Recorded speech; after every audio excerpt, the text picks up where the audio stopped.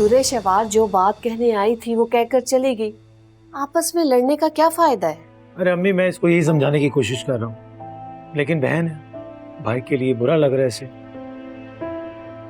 बेटा, आयमा को भाई के लिए बुरा लगना एक फितरी बात है, लेकिन आयमा बेटा, ये भी सच है, लड़कियां मैके जाकर ही अपना दिल हल्का करती हैं। जब तुम भी अपने बहन भाइयों के दरमियान जाओगी तो उनसे ससुराल की तैमूर की बातें करोगी।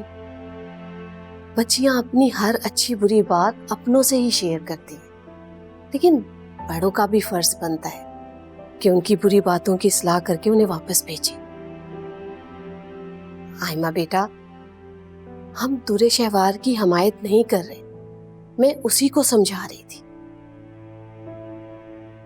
आंटी, मैं भाभी को यहाँ आने से या उनको दिल हल्का करने से मना नहीं कर रही, लेकिन वो तो भाई को थ्रू आउट टॉर्चर कर रही है।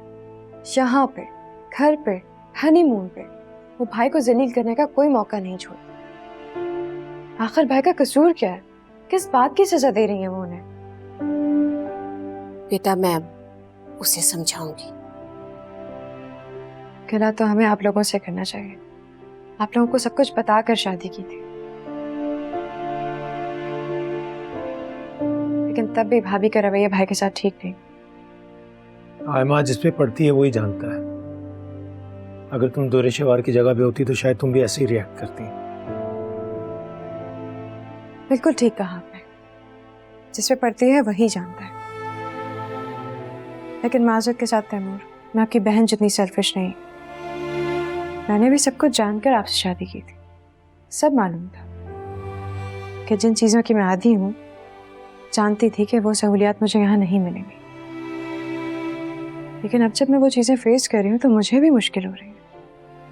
लेकिन क्या मैंने इस बात का आपको एहसास दिलाया, जलील किया?